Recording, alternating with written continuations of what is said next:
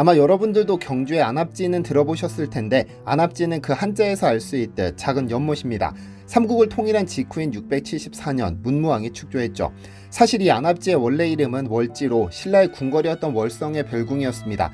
삼국 통일로 축조된 까닭에 약간의 사치가 가미됐는데 삼국사기는 2월에 궁궐 안에 연못을 파고 산을 만들어 화초를 심고 진기한 새와 짐승을 길렀다고 기록하고 있죠.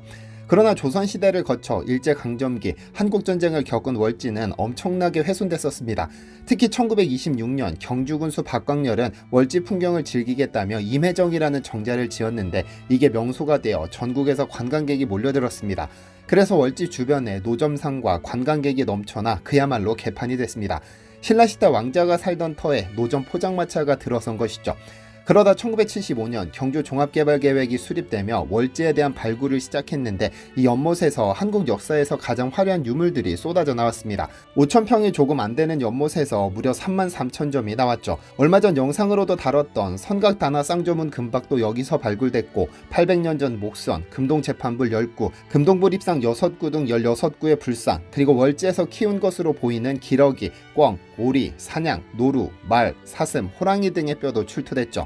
그런데 이 주변에서 생각지도 못한 1400년 전 구멍이 하나 발견됐습니다. 안녕하세요, 디스멘털입니다.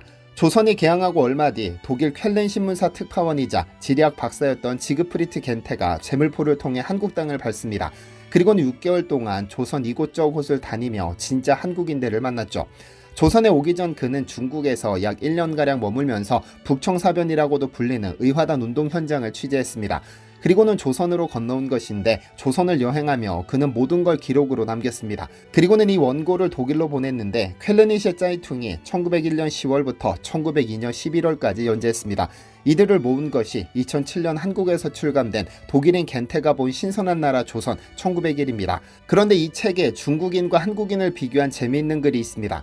당시 외국인들은 조선인은 불결하고 지저분하다는 편견이 있었는데 이를 완전히 뒤집는 기록이었죠. 겐테는 한국을 지구상에서 가장 불결한 나라 중 하나라고 평가했다면 이는 대단히 큰 오류를 범하는 것이다.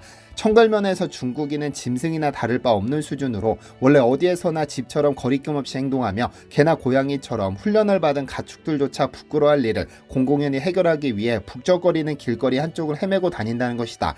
반면 조선은 유럽의 마을이나 소도시들에 본받을 만한 시설을 갖추고 있다. 더구나 교양 있는 조선의 남자들은 땅바닥이 오염되는 것을 워낙 싫어하여 여행 중 이동식 변기는 필수이며 심지어 귀족이나 관료인 양반은 집에서도 어느 정도 거리를 두고 화장실을 설치했다며 개개인의 청결이 알려진 것보다 훨씬 깨끗하다고 했죠.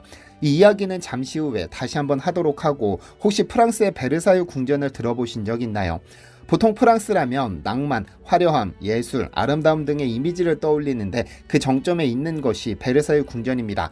원래 루이 13세의 사냥용 별장으로 지어졌으나 루이 14세가 이를 왕궁으로 쓰면서 극도로 화려하고 사치스러우며 엄격하고 세련된 문화를 한눈에 보여줍니다.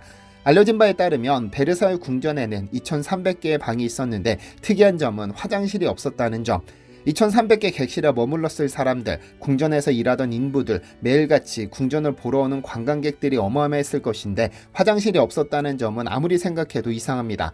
왜냐하면 당시 프랑스인들은 개인 변기를 들고 다녔기 때문입니다. 만약 변기를 가져오지 않고 궁전을 방문하면 어떻게 했을까요? 당연히 정원의 용변을 봤습니다. 궁전의 드넓은 정원에 사람들이 들어가 용변을 보는 모습을 상상만 해도 끔찍한데 이에 궁전 관리인들은 정원에 출입금지 표지판을 세웠는데 이를 에티켓이라 불렀습니다. 예의를 의미하는 단어 에티켓이 여기서 왔죠. 사실 프랑스는 엄청나게 지저분한 국가였습니다. 화장실이 별도로 존재하지 않아 중세 프랑스인들은 요강과 비슷한 통에 똥오줌을 모았다가 창밖으로 쏟아버렸는데 이를 뒤집어 쓰지 않기 위해 파라솔이 발명됐고 책 넓은 모자와 망토가 생겨났죠. 길거리에 넘쳐나는 똥오줌을 밟지 않기 위해 하이힐이 등장했고 목욕조차 부정적으로 여겨져 몸에서 나는 악취를 가리기 위해 향수가 발달했죠. 재미있는 건 당시 프랑스에는 상하수도망이 있었고 수세식 화장실을 설치할 수 있는 기술도 있었지만 그러지 않았습니다. 개인 요강이 있었으므로 그 누구도 필요성을 느끼지 못했으니까요. 그래서 레미제라블과 장발장을 쓴 프랑스 대문호 빅토리아 위고는 화장실의 역사가 곧 인간의 역사라고도 했죠. 인류학자들이 유적을 발굴할 때는 수세식 화장실을 문명 발달의 척도로 보는 것도 이 때문입니다. 그렇다면 위 월지에서 발견된 1400년 전 구멍은 무엇이었을까요? 맞습니다. 화장실이었습니다. 전 세계적으로도 손에 꼽히는 왕조 신라의 궁궐터 월성이 있습니다. 신라 5대왕 파사가 101년부터 축조하기 시작해 경순한 9년까지 신라의 모든 결정이 내려진 공간이죠. 1000년이나 지속된 왕조였던 만큼 문화재청은 경주시와 함께 월성 복원 및 정비 사업을 시작했는데 그리 오래되지는 않았습니다. 특히 1975년 위 월지에서 3만 점 이상의 유물이 쏟아지고 연못 서남 쪽에서 여러 동의 건물터까지 추가로 드러났는데 학계에서는 월지에서 발굴된 동궁이라는 글자 유물을 근거로 그 주변을 동궁, 월지 주변 건물터를 신라시대 연회를 베푼 임해전터로 특정했는데요. 그리고 2007년 마침내 동궁과 월지 북동쪽 인접지역에 대한 발굴조사를 시작했고 지금 현재까지도 이어지고 있는데 이 발굴조사 과정에서 저 구멍이 드러났습니다. 2017년 9월 26일 국립경주문화재연구소는 신라 왕궁 수세식 화장실 유구 등 동궁과 월지 발굴조사 성과를 일반에 공개했는데 신라시대 최상위 계층에서 수세식 화장실을 사용했다는 사실이 밝혀졌습니다. 화장실 건물 내 변기시설 및 오물 배수시설이 함께 발굴됐죠. 정면 2칸, 측면 1칸 규모의 건물지와 석조변기, 배수시설로 구성된 화장실 유적은 변기 길이 175cm, 너비 65cm 크기의 판석형 석조물과 그 아래로 오물이 밖으로 나갈 수 있게 직경 12cm 구멍이 뚫린 또 다른 석조물이 결합된 형태입니다. 그 구멍으로 대소변을 보면 잘 배출되어 나갈 수 있도록 점차 기울어지도록 설계된 암거시설까지 갖추고 있었죠. 그리고 여러 개의 배수로 중 하나는 월지 내부로 이어져 있어 신라의 건축기술은 물론 배수기술도 뛰어났던 것을 보여주는데요. 그러니까 위 석조물의 쪼그려 앉아 구멍으로 똥을 싸면 기울어진 암거에 물을 쏟아 오물을 흘려보내는 수세식이었던 것이죠. 다만 물을 유입시키는 설비가 따로 갖춰지지 않은 것으로 보아 항아리 등에 미리 물을 받아두었다가 그 물을 쏟아 흘려보내는 방식이었던 것으로 보이는데요. 이 화장실 유적의 특징은 통일신라 최상위 계층의 화장실 모습을 선명하게 보여준다는 겁니다. 고급 석재인 화강암을 가공해 만든 변기시설, 오물 제거의 수세식 방식이 사용된 점, 변기 하부와 오물 배수시설 바닥에 타일 기능을 하던 쪼개진 벽돌을 깔아 마감한 점 등으로 볼 때 통일신라 왕궁에서 사용된 고급 화장실의 실체를 짐작할 수 있었죠. 그간 국내에서는 변기시설만 발견되거나 화장실 유구만 확인되었을 뿐 화장실 건물과 변기시설 그리고 오물 배수시설이 이렇게 같이 발굴된 사례는 없어 주목을 받았죠. 기왕에 화장실 이야기가 나왔으니 좀 더 살펴보자면 1980년대 한국은 오줌으로 외화벌이를 했었다는 사실을 아시나요? 1960년대 우리나라는 말 그대로 입에 풀칠하기 급급할 만큼 가난했고 소변 한 방울 그냥 버릴 수 없었습니다. 그래서 당시 우리나라에서는 돈이 되는 모든 것을 팔았는데 가발, 은행잎, 돼지털 등이 주요 수출 품목이었고 소변도 그중 하나였죠. 1970년대를 사신 분들은 학교, 예비군 훈련장, 버스터미널 할 것 없이 공중화장실 소변기에 놓였던 하얀 플라스틱 오줌통을 기억하실 겁니다.